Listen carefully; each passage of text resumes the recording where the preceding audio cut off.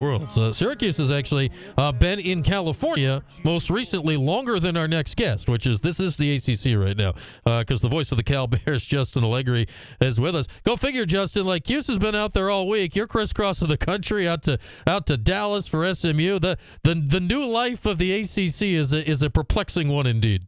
That statement is true, and it didn't really ring true until you said it out loud. That is kind of odd, yeah. But the Bears have 4 week-long road trips on their schedule this year. 2 of them are in the books, and anytime somebody comes out to California to play Cal and Stanford, they're going to take that week-long trip. So, yeah, Syracuse. Hopefully, they're enjoying their time and get a couple days in between. But it'll be a fun game tomorrow. Yeah, I think when we last talked, Justin, you were literally in Memphis with the basketball team, getting ready to get back for the football game. What's the difference you've noticed, Ben? Like with the football games, yeah, you had to travel a lot, but it's one game. What have you noticed with the difference with these long multi-game trips that they're not a tournament, they're not anything special. These are normal games you're gone for a week for. I think it varies on coaching staffs because in football, like you mentioned, it costs you an extra day. So anytime that the Bears went past the central time zone, they left on a Thursday for a Saturday game. So it costs you one extra day, but you get in town early, you can acclimate, you can get your walk through in a full day.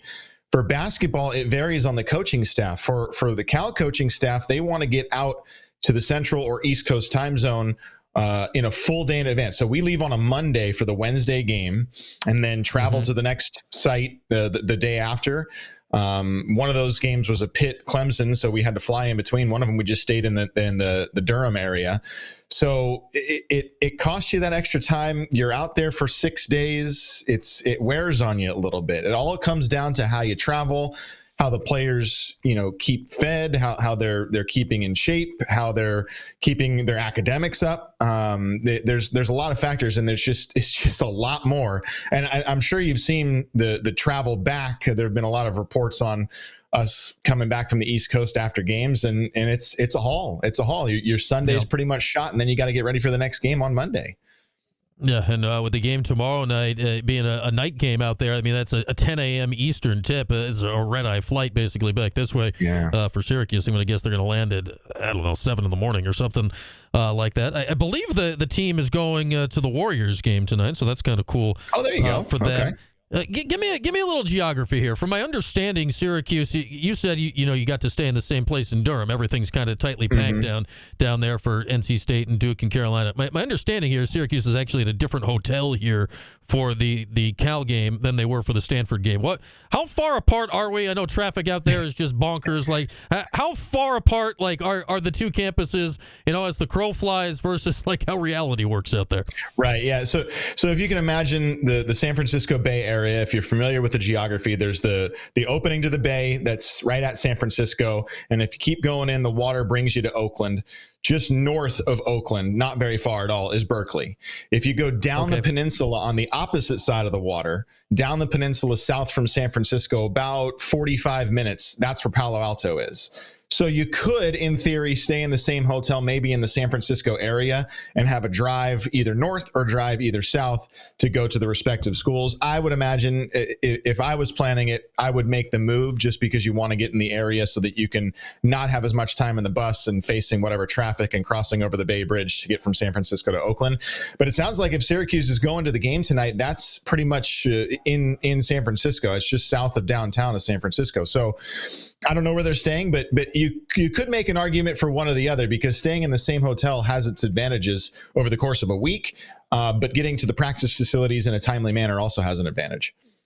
Yeah, it's just, you get in those major cities, everything gets spread out all over a helico. Yeah. It's just the way it is. I think back to, the various pinstripe bowls Syracuse was in, like commuting to Jets or Giants practice facilities for practice. You get stuck in gridlock for one time. You're like, oh, it's been an hour and a half. We were just trying to go to press. We can relate to that over here. We can relate. Yeah. I'm sure it's quite similar out in that neck of the woods. All right, let's get on the court here a little bit. We got Justin Allegri, the voice of the Cal Bears, with us. Cal sitting 11-10. You're mid-pack in the league right now, 4-6. What's your general sense here of Cal basketball this year?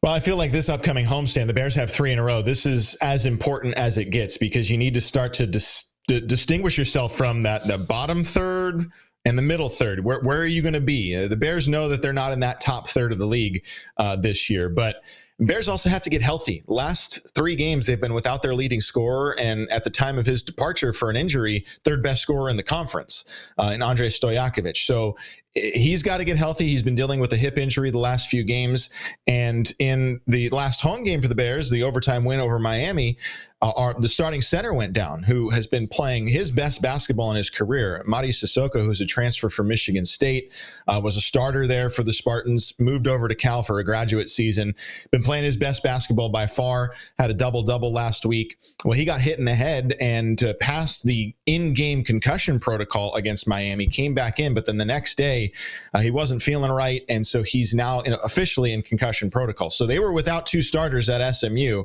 which completely changes the way you approach that game. So first and foremost, they've got to get healthy, and they know that this 3-game stretch of home games is pivotal for them to try and move up as much as they can the ladder, because they've got some tough road games coming up, and there's still a lot of games left in ACC conference play. So they know this is important. Do you expect either of those guys to be available tomorrow? Andre traveled with the team to SMU. It was a good sign. He was out on the court during warmups. He was at shoot around, and he's getting closer. The hip is bugging him. He can do all basketball activities aside from sprinting full speed. And it's one of those injuries where you don't really want to test it to see if you're good to go and maybe suffer a setback. So it's really a day-to-day thing for him. So we'll see tomorrow. As far as Sissoko, it's up to the doctors to clear him. He's got to make sure that he's right, and we won't know until the doctors say you're full go. So as of right now, yes or no, I don't know truly. Okay, so we'll find that out tomorrow. Obviously, people remember his dad. Peja was a great player when you look at Stojakovic. Similar style of play, completely different. How does he play in comparison to his dad? It's interesting. Three-point shooting, I remember Peja's three-point shooting as kind of his core function as an NBA player. He was a good shooter. Yeah, same. While Dre can do that, that's not really his go-to. He's really flourished this year, putting it on the floor, challenging defenses to try and guard him on a drive. And it results in him getting to the free throw line a lot, which has been great.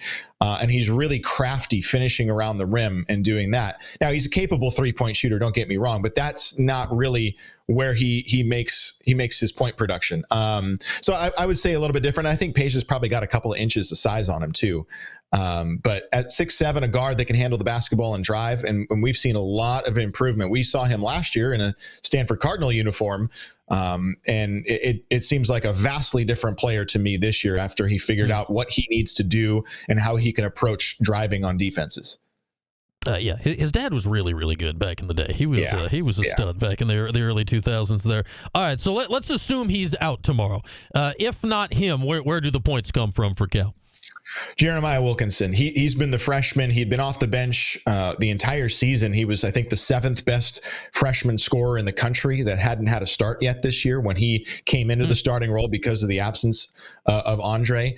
But he is undoubtedly the best finisher when he does drive. Now, he's a little bit smaller. He's 6'1", and he's a freshman, so he's kind of sorting things out. But he can fill it up when he gets the opportunity and is incredibly gifted at finishing underneath the basket and taking on defenders. And he's got some of the best confidence on the team, even though he is a freshman. So they've relied heavily on him. It is interesting to watch him kind of be more of a volume type of shooter now that he's in that role. And I think the next step in his development is a little more consistency from three-point shooting, because you are a little more undersized when you're taking on these ACC defenses at 6'1". You got to hit your shots from outside, or else it'll be a lot more easy for them to contest when you do drive. So he's been the guy to do it. The Bears also need some point production out of Jovan Blacksher, who's a 6th-year guy. He was at Grand Canyon University, has now made the step up to that Power 4 level. And while he's averaging double figures, he's been hit or miss a lot here recently. So they're going to need his three-point production too. And really, when it comes down to it, the three-point shooting for the Bears needs to improve, because it's at 27% as a team in conference games this year. It's just not good. And they know it. And in spite of all of that, they're still in games and they're winning games. So they feel as though if they can get a little more consistent from three, they're going to be winning a lot more games. Yeah, that's looking in the mirror with Syracuse on the 3-point shooting numbers. That's for sure. Not the two standouts in the league when it comes to that. All right, we got Justin Allegri with us, voice of the Cal Bears. So Mark Madsen's the head coach, and yes, it's the same Mark Madsen that you remember from Stanford, running around flailing his arms. The same guy that was hanging out with Shaq on those Lakers teams. People, I think, have a picture in your head about Mark Madsen. Is that him as a head coach? Is this the grown-up version of Madsen? What is the Mad Dog as a head coach? You know, the dance moves from that championship platform that he had with the Lakers, they've improved a little bit over the years. Not a lot, but a little bit over the years. He is undoubtedly one of the nicest people you will ever come across in any sport. Just a down-to-earth guy. He turns it on when he needs to. And he is an excellent coach, but he is the most down-to-earth person you will ever come across. He'll walk up to you on the plane, start a conversation with you, chit-chat about what the Bears are thinking about this game, how they're going to approach this game, what they need out of certain players, and just super down-to-earth. And I think as a result of that, you know, the players know that he was a player in the NBA, and the players like his approachability. It's a lot easier for the players to kind of relate to him and understand where he's coming from when he does approach for conversation. So it's funny when you see him on TV, sometimes he'll get pretty animated. But he still is very nice. After he yells at a ref, he'll kind of be like, "Hey, yeah, you're right. I'm sorry. That's my bad." Most coaches don't have that follow up. I don't think. With the refs when it goes down like that. All right. How did Cal hire a Stanford guy though? That's the most pressing question. Well, he had a successful couple of stints there, years at Utah Valley. And I think in terms of West Coast college basketball, he was on a lot of teams' radars. And I don't know that I couldn't speak from a Stanford perspective, but when the position opened, Cal looked at a ton of different options, and he was one that took a WAC school and made them a winner. And we were expecting to see a rebuild here at the then Pac-12, and they wanted a guy that did it at another level. So he was the one that rose to the top. He took a great coaching staff with him, and he has the ability to understand what is needed to the next level. Last year, he took in Jalen Tyson, who was a player that had spent multiple seasons at both Texas and Texas Tech, and came over and turned him into an NBA first-round draft pick. So I think that's the attractive nature of what Coach Madsen brings to the players and then to the fan base. They were thrilled about it, even though he is a Cardinal through and through from his playing days. But he'll tell you that was 2 decades ago. Okay, the statute of limitations has passed. He's allowed apparently allowed on campus now. All right, last thing for you, Justin. What decides it tomorrow? What are you watching out for the key to the game tomorrow? Well, to me, I remember Eddie Lampkin from last year.